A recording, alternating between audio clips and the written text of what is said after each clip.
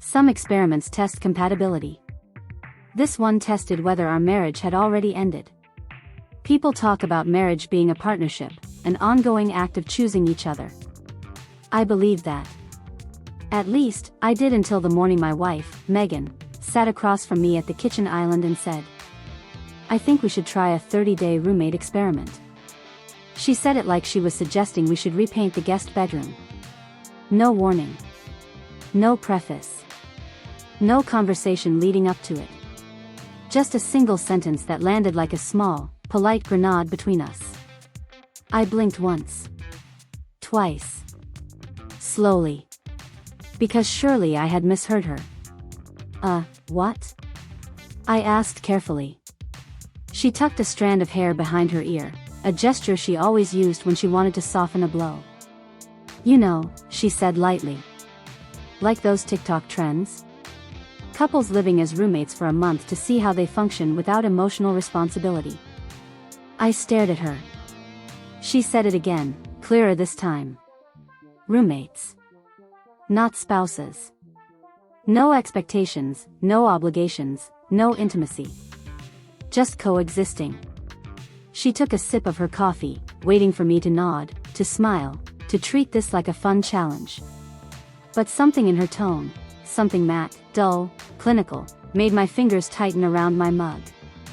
"Why?" I asked. That was the moment her confidence wavered. Sparkles the silence that said more than her words. She looked everywhere but at me. Her coffee. The countertop. The window. Her nails. Anywhere that wasn't my face. Then she exhaled shallowly.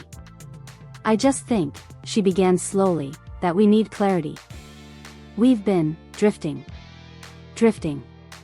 A word people use when they want to avoid the harsher one. Disconnecting. Is this about us fighting?" I asked. "We don't fight," she said quickly. "That's part of the problem. No conflict is a problem. No emotional intensity is a problem." Ouch. "That's not true," I said quietly.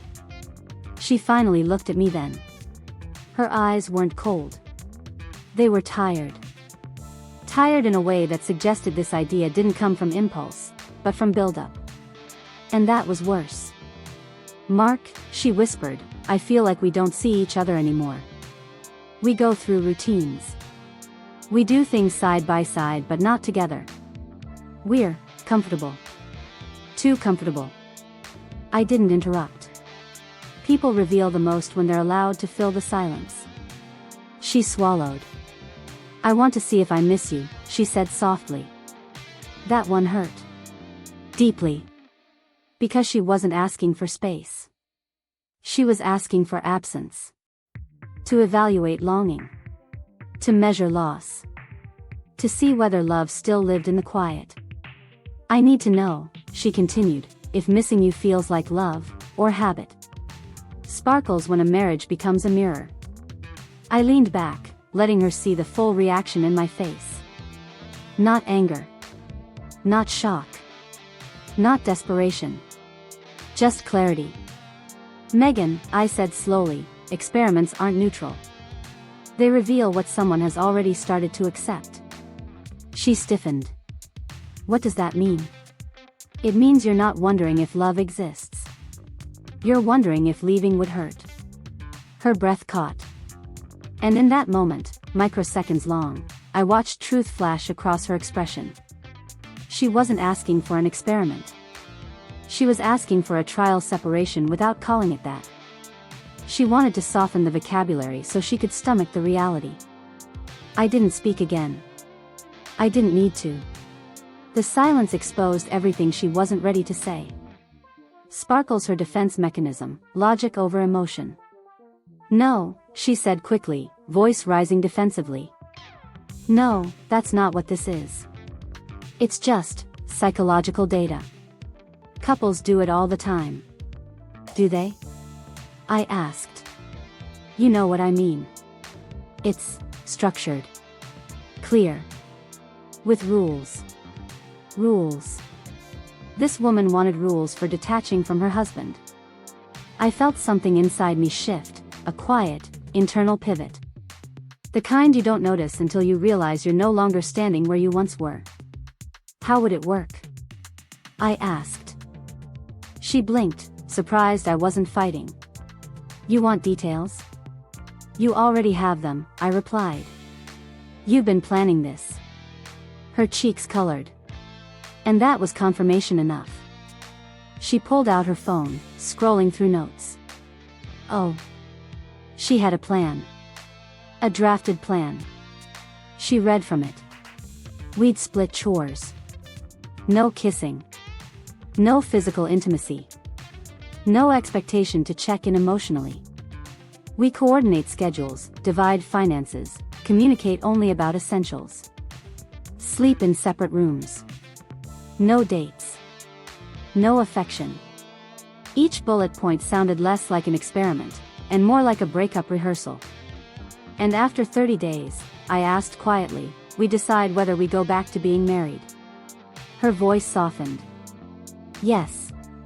But I heard the ghost of another possibility. Or whether we separate for real.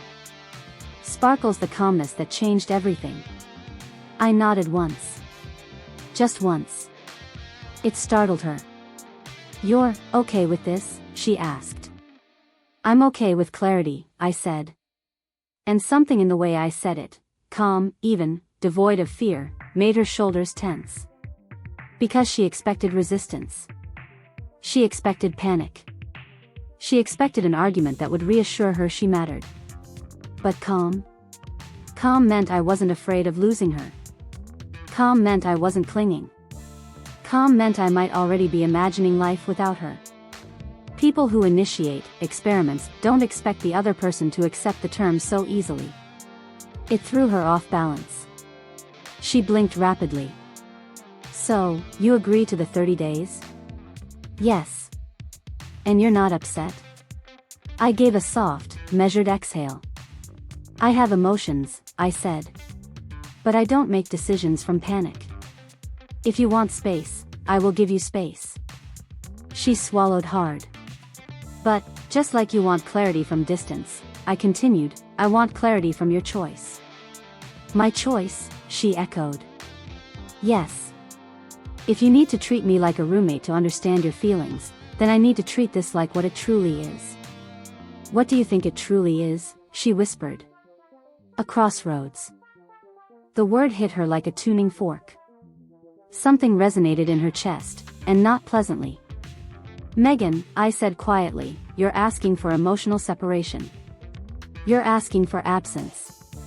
You're asking to test life without commitment. Just be honest about it. She didn't deny it. She couldn't. And that silence?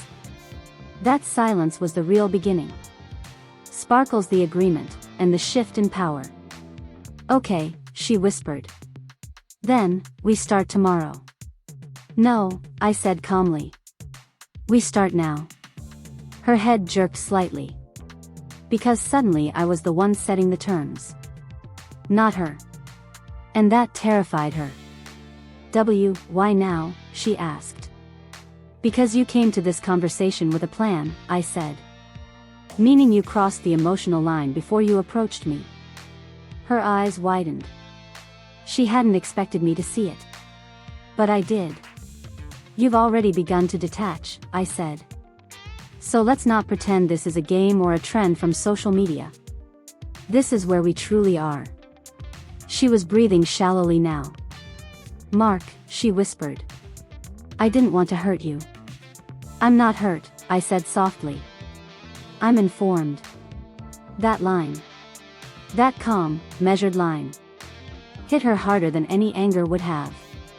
Because anger is predictable. Hurt is manageable. But calm? Calm means acceptance. Calm means boundaries. Calm means the person on the other side of the table may already be letting go. She stared at me for several seconds, as if trying to read a language she'd never studied. You don't want to talk about how this makes you feel? She asked. We'll have 30 days for feelings, I replied. Right now, we define the terms. And just like that. Her experiment stopped belonging to her. It became ours. Equal footing. Equal risk. Equal exposure. She hadn't expected that. She hadn't expected that at all. Sparkles the first rule that shifted everything. She nodded, gathering the papers she had printed for her experiment. But before she could speak again, I said, "One rule." She froze. What rule? If during these 30 days you want us back, you must say it plainly. No hints. No emotional tests. No passive attempts. She blinked. "And if you don't?" she asked. "If you don't want us back?" I held her gaze steadily. "Then I will say it plainly too." Her breath hitched. Because the experiment she designed to test my attachment now put her own attachment at risk. And she wasn't prepared for that. At all. The person who suggests emotional distance is rarely prepared for what real distance feels like. The first day of the roommate experiment didn't feel like anything explosive. It wasn't loud. It wasn't dramatic. It wasn't tragic. It was quiet. Too quiet. The kind of quiet that holds tension rather than peace. Like we had both stepped onto separate islands, staring across unfamiliar water. Sparkles, the new rules begin, and so does the shift. By 9 p.m. the first night, we were already living by the terms she drafted. Separate bedrooms. Separate routines. Separate emotional worlds. I slept in the guest room.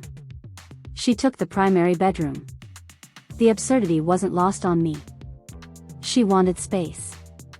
She wanted detachment. She wanted clarity. But she hadn't prepared herself for the reality of my detachment. Not at all. She expected me to resist. She expected me to question. She expected me to reach for her. But I didn't. I went quiet. Respectful. Polite. Steady. And nothing unsettles a person more than getting the opposite reaction they prepared for. Especially someone who thought she was in control. Sparkles, her first sign of panic, subtle, but clear.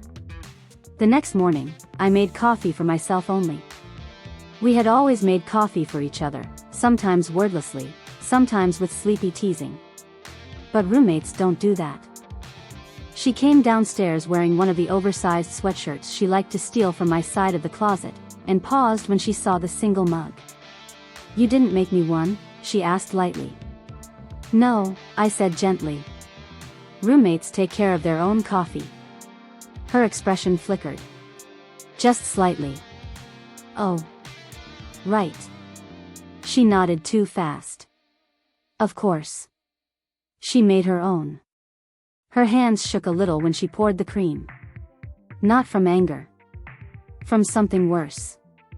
Realizing she didn't anticipate how separation would feel. Sparkles, the silence she didn't expect. We sat at opposite ends of the kitchen island. Not talking. Not checking in. Not engaging emotionally. We weren't ignoring each other. We were simply not married. She cleared her throat. "So, how did you sleep?" she asked, pretending casual.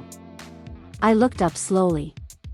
"Megan," I said gently, "we agreed not to mix emotional intimacy with daily functioning. That includes morning check-ins." She froze. "I thought small talk was fine." "Small talk is fine," I said. "Emotional check-ins aren't." Her lips parted, and her breath caught. Because she had never expected me to know the difference. She assumed I'd struggle with the rules. She assumed I'd break them first. But I didn't break them. I followed them. Perfectly. And that frightened her. Because following rules takes discipline. But following them when those rules hurt you takes clarity. And clarity is dangerous to someone who is counting on your confusion. Sparkles, the first social shift, when others notices. 3 days in, I went out with friends. I texted her only once.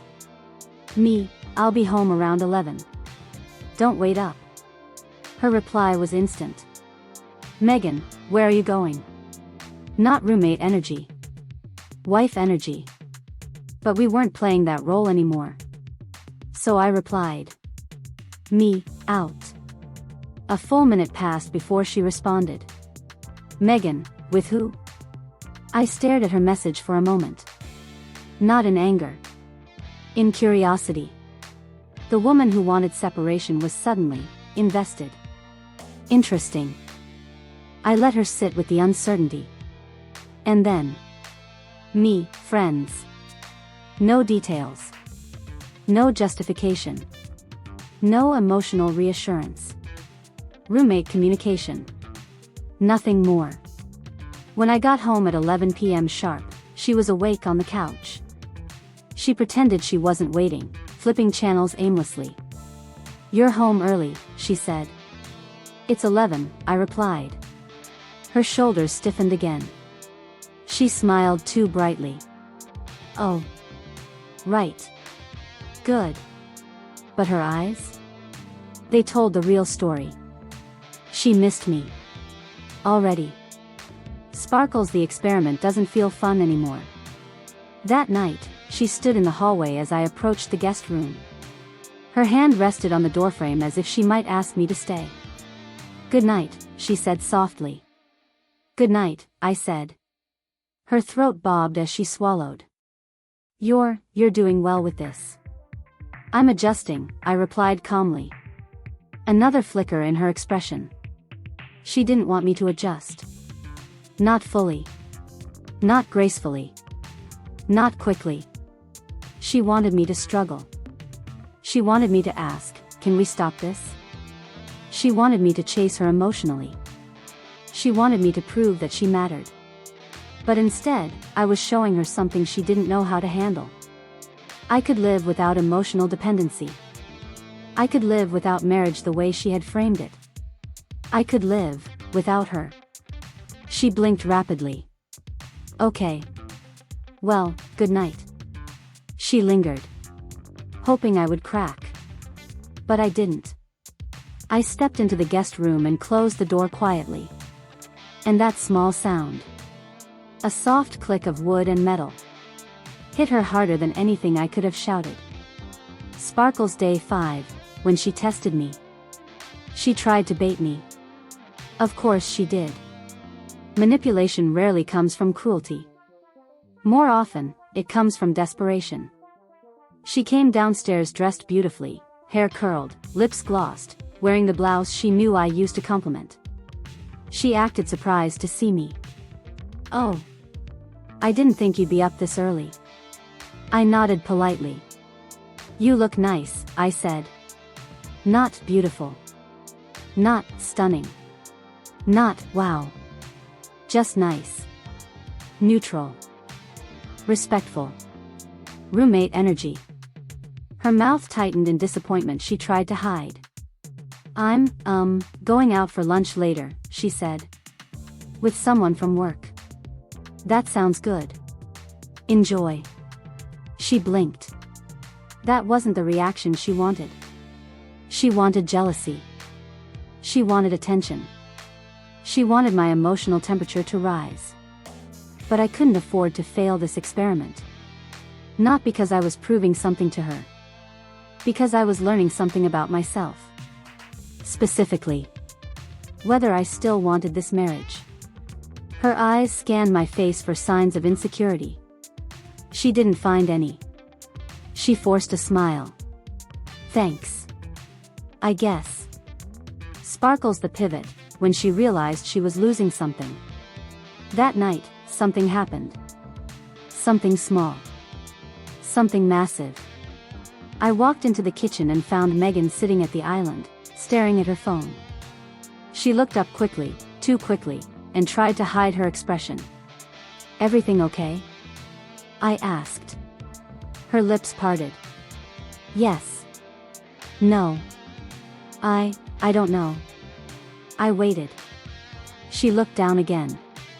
When I was at lunch, she whispered, I kept checking my phone. Why? I was waiting to see if you'd text me. I didn't speak. I kept wanting to share things with you, she continued. Little things. Moments. Thoughts. She swallowed. But I couldn't. Because of the rules. And who made those rules? I asked quietly. She closed her eyes. I did. And what did you feel when I didn't text? I asked. She shivered. Like I wasn't connected to you anymore. Is that what you wanted to test? I asked. Her voice trembled. No. There it was. Her first confession. Her first crack in the experiment. Her first real admission that detachment was not as freeing as she imagined. I sat down across from her. Quiet. Patient. Present. Not pushing. She whispered. I didn't think you'd follow the rules that strictly. I nodded. You thought I'd break them? A tear slid down her cheek. Yes. Why? Because I thought you needed me more. I looked at her steadily. Megan, I said softly, needing someone isn't love. Her breath hitched. And neither is testing whether they notice you're gone. She broke. Silently. Shoulders trembling. Hands covering her face. Her experiment wasn't revealing whether she missed me. It was revealing whether I was still there when she pulled away. And for the first time, she wasn't sure I was. She wanted to test what life felt like without me. She never imagined I might learn to live without her. The experiment was her idea. The detachment was her rule. The emotional distance? Her condition. But the consequences? Those were ours to share. Yet she never expected what distance actually felt like. And in week 2, it hit her harder than any argument ever could. Sparkles the morning after her confession, silence with weight. When I woke up the next morning, the house felt heavier. Not darker. Not colder. Just weighted with something unspoken. Megan was already in the kitchen, sitting at the island, staring into a cup of tea she hadn't touched. She looked up when she heard me. Hi, she whispered. That was the first shift. Not the word. The tone. Soft. Unsure. Not the confident woman who proposed the experiment. Not the detached planner who set the rules. This was someone who suddenly realized the ground beneath her was moving. Morning, I said. I grabbed coffee. Made only one mug. Her eyes flicked to it. You're still doing that? She asked quietly. You said we should treat this like roommates. She swallowed. Right. I did. She watched me sit across from her. Waiting. Wanting me to break the rules she created. But I stayed silent. Not out of punishment. Out of respect, for what she claimed she needed. After a long moment, she exhaled shakily. I thought about yesterday, she said. About what I said. I waited. You're right, she whispered. I created this distance. And I didn't think it would feel so real. That was the moment her voice cracked. She wasn't scared of the rules. She was scared of what she'd discovered inside herself. Sparkles the shift she didn't expect, I wasn't chasing. She leaned forward. You didn't ask where I went yesterday. I didn't need to, I replied. That surprised her. You didn't wonder? I assumed you were doing what you needed to find clarity. She flinched. Because clarity is a double-edged sword. You didn't text, she whispered. You said we should communicate like roommates. That landed harder than I intended. She looked down at her hands. I thought you might. Megan, I interrupted gently. If you need reassurance during this process, you should say that. Not expect it. Silence. Heavy. Honest. She wasn't used to this version of me. Not angry. Not clingy. Not wounded. Just centered. and in control of my emotional world. When someone tests your love by withdrawing, the greatest shock comes when you don't chase them. Sparkles the first crack in her strength. Later that afternoon, she knocked on the guest room door. Softly. Tentatively. "Can we talk?" she asked. I stepped aside. She walked in, hugging herself, something she rarely did. She sat on the edge of the bed, twisting her wedding ring absent-mindedly. "I'm struggling," she admitted. Honest words, surprising ones. "With what?" I asked.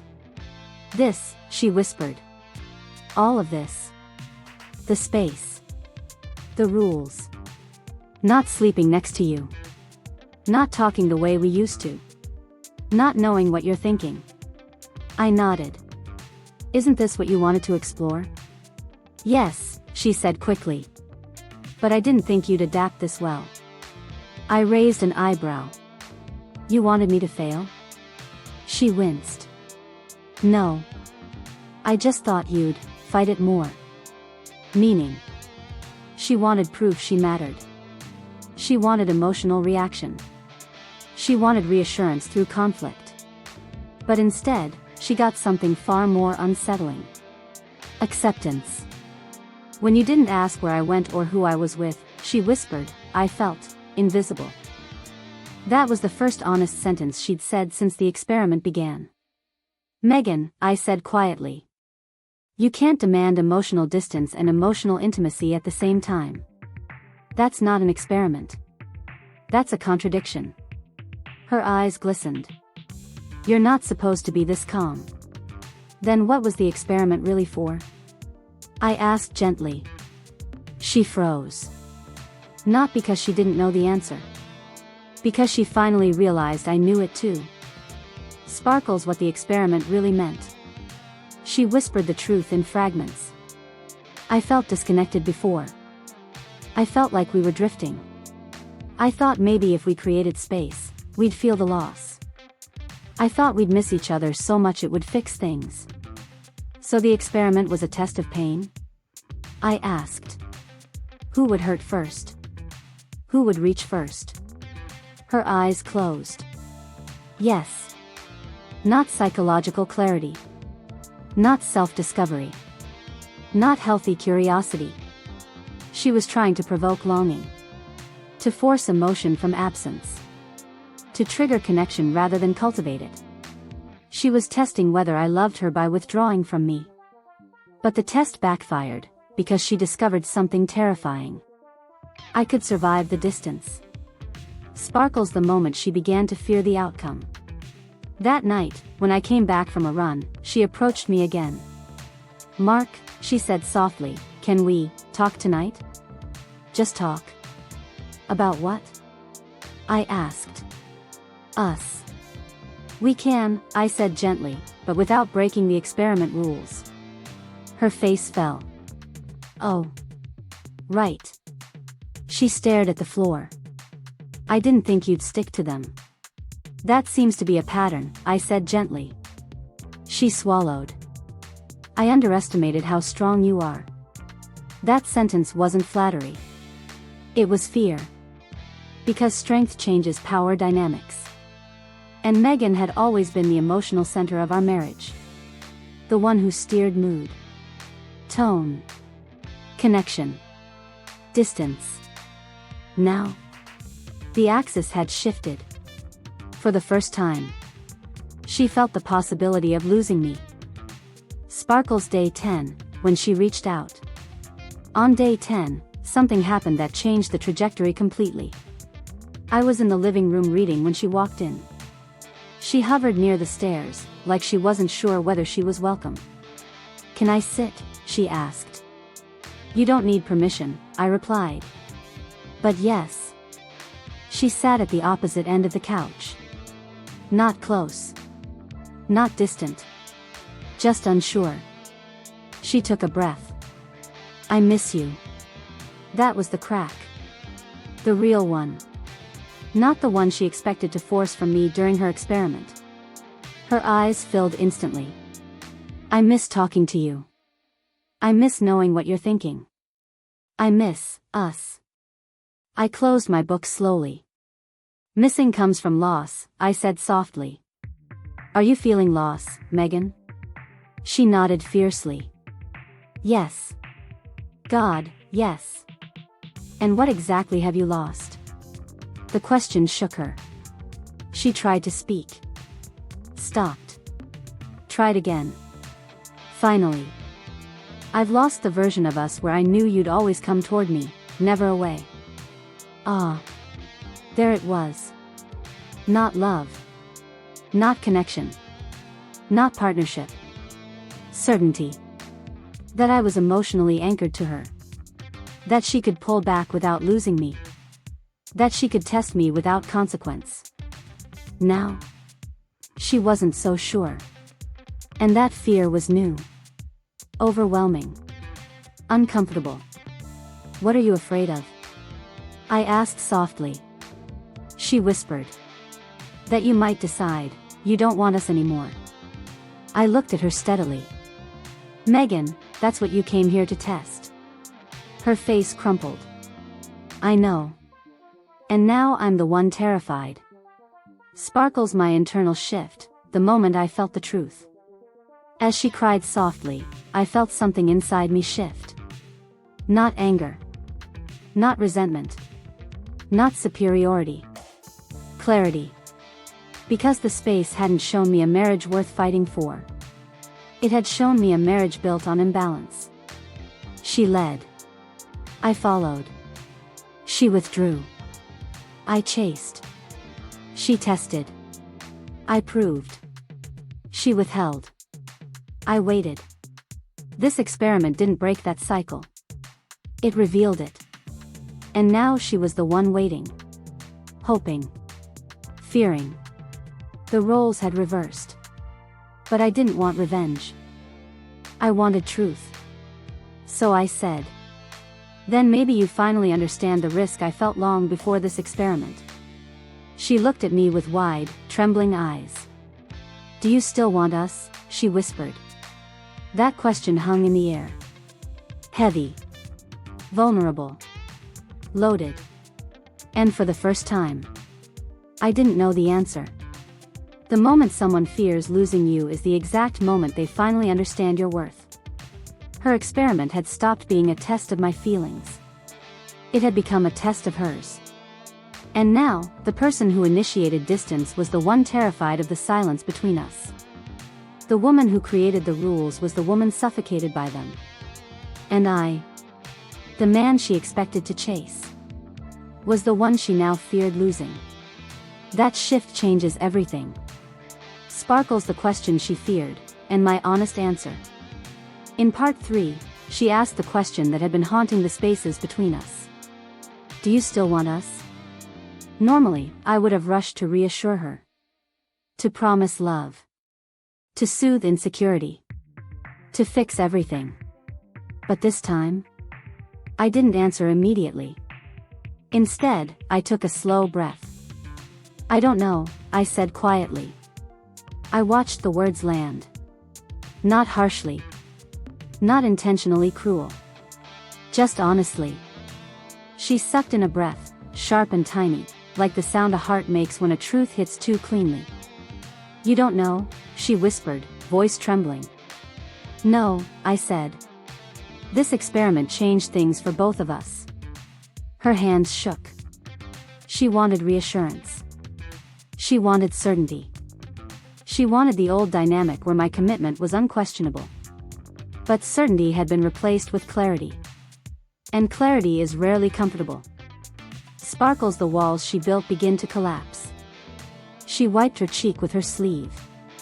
I never meant to hurt you, she said. I didn't think you'd pull away like this. I answered calmly. You asked me to. I didn't think you'd actually do it, she said. Not this well. That wasn't a compliment. It was a confession.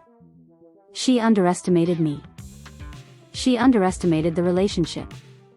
She underestimated the strength that comes from emotional self-respect. I thought I wanted space, she whispered. But it feels like distance. I thought I wanted clarity. But it feels like loss. I leaned back. Megan, do you know what this experiment showed me? She froze. What? She whispered. That you were already halfway out the door. Her breath hitched. That's not, I wasn't, Mark, no, that's not true. It is, I said gently. People don't create separation unless they've already felt it inside. She covered her mouth, shaking her head in denial. But tears betrayed her. Because she knew I was right. Sparkles when boundaries become consequences. Over the next few days, something new happened. She clung. Not visibly. Not desperately. But consistently. Like someone suddenly aware of a cliff edge beneath their feet. She lingered in rooms I was in. She paused before walking away. She hovered before saying goodnight. She asked how my day was, then stopped herself, and hated the stopping. Every rule she wrote now felt like a barrier between us. And she was starting to resent her own experiment. One evening, she knocked on my door again. Not softly this time. Urgently. Can we talk tonight? She asked. We can, I said. But not emotionally. Not unless you're ready to renegotiate the rules you created. Her expression faltered. What does that mean? It means if you want emotional connection, I said, you need to say you want the experiment to end. She stared at me. Long. Silent. Breathing hard. Then she said, I'm not ready to end it. I nodded. Then we continue. Her mouth dropped open slightly. You're okay with that? I respect your process, I said. And that terrified her more than anything I'd said so far. Because she expected a fight. She expected me to demand closeness. She expected tension. But instead, she got peace. And nothing disarms a controlling experiment faster than peace. Sparkles when she realizes she no longer holds the power. 2 days later, she cracked. It didn't happen dramatically. No yelling. No breakdown. Just a moment of pure, unfiltered honesty. She walked into the living room where I was working. Her voice trembled. I don't know how you're staying so calm, she whispered. I'm honoring what you asked for, I said. She laughed weakly. It's killing me. That stunned me. What do you mean? This distance, she said. It's suffocating. I feel like a ghost in my own marriage. I feel like you're letting go. I didn't answer immediately. Because silence, in moments like this, becomes truth's loudest amplifier. Finally, I said. You created distance to test whether we'd miss each other. Now you miss me. Are you learning anything from that? She wiped her eyes. Yes. What? That I made a mistake. I didn't react. Didn't move. Didn't rush to comfort her. Why do you think it's a mistake? I asked. Because I thought you needed me more, she whispered.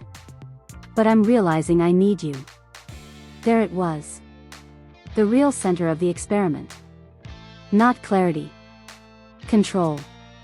Validation. Power. The feeling of being irreplaceable. But the experiment hadn't proven that. Instead, it proved she was not as emotionally autonomous as she believed. And I was not as dependent as she assumed. Sparkles the turning point, when I set a real boundary. Mark, she said, can we please talk? Really talk? I looked at her calmly. We can. But if we talk, I said softly, we end the experiment. She inhaled sharply. End it? Yes. Because real communication is not possible under artificial rules. Marriage cannot be repaired while pretending not to be married. If you want us back, I continued, you need to stop observing the relationship from a distance and come stand in it with me. Her lips trembled. I'm scared, she whispered. I know, I said. But fear isn't clarity. She nodded, tears falling freely now. I want to end the experiment, she choked out. But I didn't say yes. I didn't rush. I asked the question that mattered. Why? She blinked, confused. Because I miss you. Because I was wrong. Because this hurts. Because I don't want to lose us. Those were emotional reasons. True ones. But incomplete. Megan, I said gently, hurting isn't enough. Missing isn't enough. Fear isn't enough. She stared, stunned. You're asking me to want you for the right reasons, she whispered. Yes, I said. Not because distance scared you. Not because you realized I can stand alone. Not because you lost control. She covered her face again, sobbing softly. I don't want to lose you, she repeated. I haven't asked you to, I said. You might, she whispered. That was when everything stopped. Everything went quiet. Everything clicked into place. Because finally, she understood the truth she'd been avoiding. She started the experiment. But she no longer controlled the outcome. Sparkles, her most vulnerable admission so far. She lowered her hands and looked at me with the most honest expression I'd ever seen on her. I thought this experiment would make you fight for us, she whispered. And when I didn't? I asked. I panicked. Why? Because I realized you're capable of living without me. Her voice shook. And I'm not sure I can live without you. There it was. The shift. Not a power play. Not a manipulation. Not a test. A truth. Raw. Unfiltered. Terrifying to her. For the first time in a long time. She wasn't testing the relationship. She was fighting for it. Her experiment wasn't about clarity. It was about fear, and the secret she hoped distance would hide. By week 3, everything had changed. The woman who initiated a 30-day emotional separation was now the one desperately trying to close the distance. The man she expected to chase her was the one quietly evaluating whether he wanted the marriage at all. And the experiment she created had become the mirror she never wanted to look into. Sparkles when she finally broke down. It happened on a Tuesday night. I came home from work to find her sitting at the dining table alone, shoulders hunched, hands trembling, eyes red. There was a single lamp on, casting soft shadows across her face. Mark, she whispered, can you sit with me? Something in her voice was different. Not defensive. Not performative. Not strategic. Just broken. I sat across from her, waiting, not speaking first. She took a shallow breath. I haven't been honest with you, she began. My stomach tightened. About the experiment? I asked carefully. She nodded. Tears spilled before she could wipe them away. I told you it was about clarity, about seeing if we missed each other, about connection. She shook her head. That wasn't the whole truth. I didn't push. I just waited. And then she said the words that shifted everything. I was scared you didn't love me anymore, so I wanted to test if you'd fight for us. She exhaled shakily. But when you didn't, I realized I'm the one who hasn't been fully in this marriage. Sparkles, my breath stalled, because those words were not what I expected. What do you mean? I asked quietly. She looked down at the table. For almost a year, she whispered, I've been holding back. Guarded. Distant. Half present. Her fingers twisted together. I thought if I created a dramatic shift, an experiment, you'd react emotionally enough to reassure me. That's manipulation, I said gently. She winced. I know, she whispered. And I'm ashamed of it. She took another breath. I just needed to feel chosen again. That sentence hit me harder than the rest. Chosen? I repeated. She nodded. You're steady, Mark. Consistent. predictable. You don't show feelings the way I do. And over time, I convinced myself that meant you didn't feel anything. I feel plenty, I said quietly. She closed her eyes. Yes. And that's what scares me, because while you were steady, I wasn't. I leaned back slowly. This was new. This was unexpected. This was dangerous in a different way. Not because it was cruel. Because it was honest. And honesty changes everything. Sparkles the moment I asked the real question. What were you afraid of? I asked. Her shoulders collapsed inward as if she'd been carrying a heavy truth. I was afraid, she whispered, that you would eventually realize. I'm not as good for you as you are for me. My heartbeat slowed. Why would you think that? I asked. She cried harder. Because I haven't been giving this marriage my whole self. And I didn't want you to notice. And the experiment? I pressed. She swallowed painfully. I wanted to see if you'd fight for me, or if you'd let me slip away. I felt something twist in my chest. Why not just talk to me? I asked. Because I didn't want you to see how insecure I was, she whispered. That was the moment I realized. Her experiment wasn't a game. It was a shield. A flawed, destructive shield to protect her own fragile fear of not being enough. But intentions don't erase consequences. Sparkles my truth, the one I had avoided. She wiped her eyes again, voice trembling. Do you still love me, Mark? She wanted a quick answer. She wanted reassurance. She wanted the comforting certainty she'd always expected from me. But I couldn't give her that, not without betraying myself. So I inhaled deeply. I love who we used to be, I said slowly. But I'm not sure I love who we've become. Her breath escaped in a soft choking sound. I continued. This experiment exposed a lot, Megan. Not just your fears, but mine. What fears? She whispered. I fear we don't communicate. I fear you expect emotional fireworks instead of emotional stability. I fear you need romantic chaos to feel connected. And I fear that no matter how steady I am, it won't ever feel like enough for you. She pressed her hand to her lips, shoulders trembling. I didn't know you felt that way, she whispered. I didn't admit it to myself until this experiment forced me to. We sat in silence for long, long minutes. The kind where two truths breathe their way into the room and settle between two people who don't know what to do with them. Sparkles when she finally told me the real reason. I need to tell you something else, she said softly. My chest tightened. She stared at her hands. The reason I felt so scared this past year. The reason I pulled away. The reason I questioned our connection. I braced myself. She whispered. My parents' marriage died quietly. No affair. No fight. No betrayal. Just two people drifting until they weren't anything anymore. I started seeing that happen to us. Her voice cracked. And instead of talking, I panicked.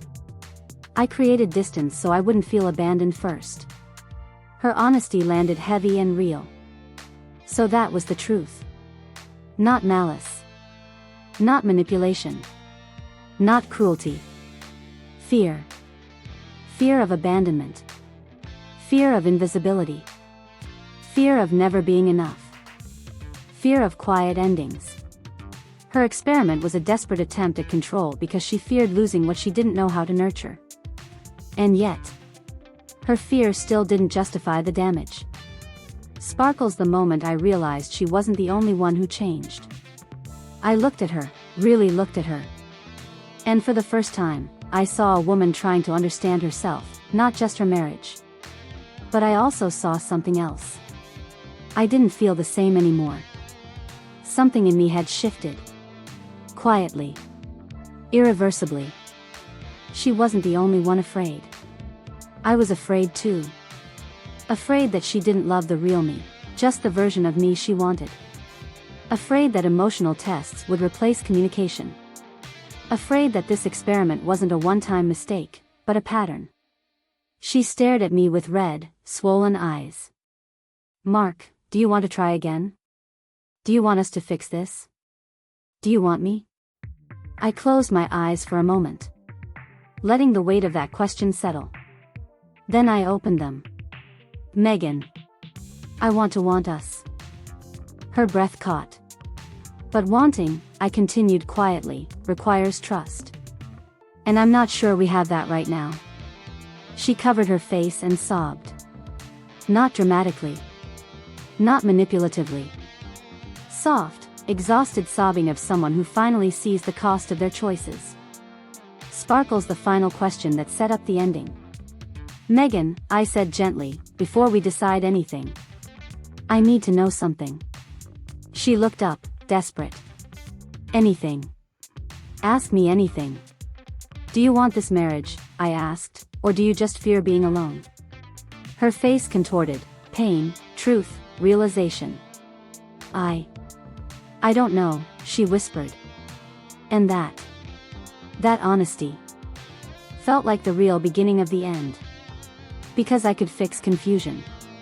I could fix conflict. I could fix communication. But I couldn't fix uncertainty so deep she didn't know whether she wanted me or simply company. And that is where the final part begins. Sometimes the deepest revenge isn't breaking someone's heart. It's letting truth break the illusion they were living in. By week 4, the experiment was no longer about distance. It was about truth.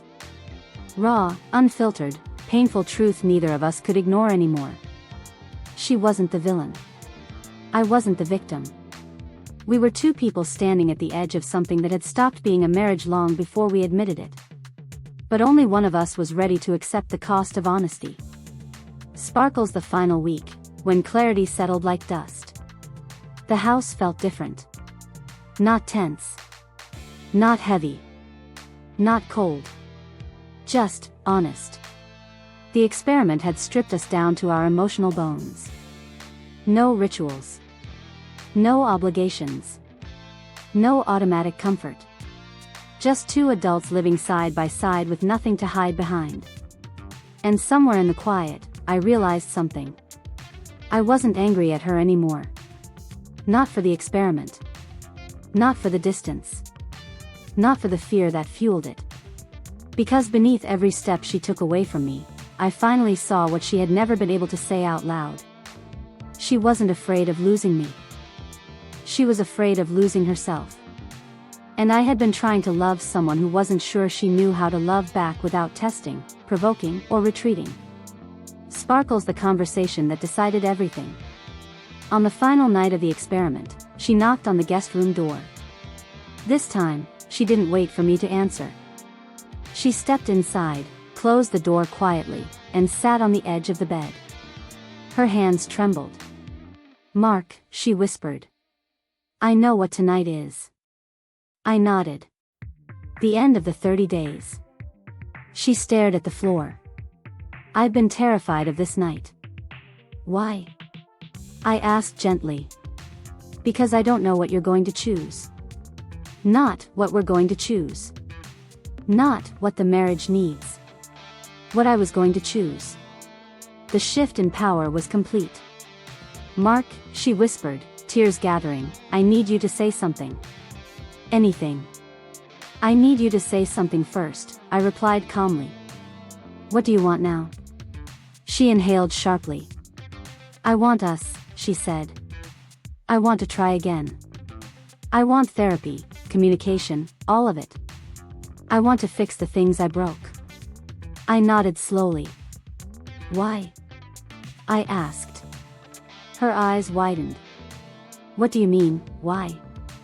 Megan, I said softly, do you want me, or do you want the comfort of not being alone? She froze. Then tears spilled. I want you, she whispered. But I'm scared I'll lose you. I exhaled. Soft. Slow. Final. That's the problem, I said. You don't want a partner. You want a guarantee. She choked on a sob. That's not fair. It's the truth. And truth, spoken calmly, is the most devastating form of honesty. Sparkles the moment I knew we were done. She reached for my hand. I didn't pull away. But I didn't reach back. She squeezed lightly. Mark. I love you. I held her gaze. But I didn't say it back. Because I wasn't going to say something comforting just to soften reality. Her lips parted in a tremble. You don't love me anymore? I love who we used to be, I said quietly. But what we've become isn't something I can stay in. She shook her head rapidly. No, we can fix this. We just need. Megan, I interrupted gently. If you wanted to fix us, you wouldn't have created an experiment designed to see whether I'd fight for you. She covered her face, sobbing. I didn't know what else to do, she said between breaths. I didn't know how to talk about the fear. I didn't know how to ask for reassurance without feeling weak. And I didn't know how to love someone who needed to test me to feel safe, I said softly. That broke her. Completely. Because those were the words she had been running from. Sparkles the quietest, most painful ending. She lowered her hands, eyes swollen with anguish. What happens now? She asked. I took a breath. I think, we let each other go. She gasped. Mark, no. Please. Don't say that. Don't do this. We can start over. We can erase the experiment. We can't erase what it revealed, I whispered. But I choose you, she cried. Isn't that enough? I shook my head gently. No. Because you're choosing me from fear, not from certainty. She sobbed again, but quieter this time. Defeated. Not manipulative. Just heartbroken. And I felt my chest ache with compassion. But compassion and commitment aren't the same. Sparkles when calm becomes closure. She reached for me again. This time I pulled my hand back slowly. Respectfully. Not harshly. And that hurt her more than a shout ever could. Because she finally understood. I wasn't angry. I wasn't punishing her. I wasn't trying to win. I was done. Calmly. Quietly. Completely. I'll always care about you, I said softly. But care isn't enough to rebuild what trust has dissolved. Please, she whispered. Don't leave me. I looked at her steadily. I'm not leaving you, I said. I'm leaving the version of us that no longer exists. Her face collapsed into her hands. Silence filled the room. Not cold. Not cruel. Just final. I thought this experiment would make us stronger, she cried. It did, I said quietly. It made us strong enough to see the truth. Sparkles the final morning, my quiet revenge. The next morning, I packed a small bag. Not all my things. Just enough. I didn't slam doors. I didn't yell. I didn't blame. She watched me from the kitchen doorway, trembling. Where will you go? She whispered. To my brother's, I said. For now. Will I see you again? She asked. Yes, I said honestly. But not as your husband. She covered her mouth, a trembling sob escaping. I'm sorry, she whispered. I'm so sorry. I know, I said softly. And that was enough. She didn't need punishment. She didn't need revenge. She needed truth. And truth, delivered calmly, was the most powerful ending I could give. Sparkle's epilogue, the revenge she never saw coming. People think revenge is loud. But sometimes revenge is leaving quietly. Healing privately. Growing in ways they never expected. Showing them you didn't fall apart. Showing them you didn't need to punish. Showing them you found peace. And the greatest revenge of all? walking away from a situation that no longer serves you, and refusing to let someone else's fear define your future. The experiment didn't save our marriage. It saved me. And in the end, that was enough.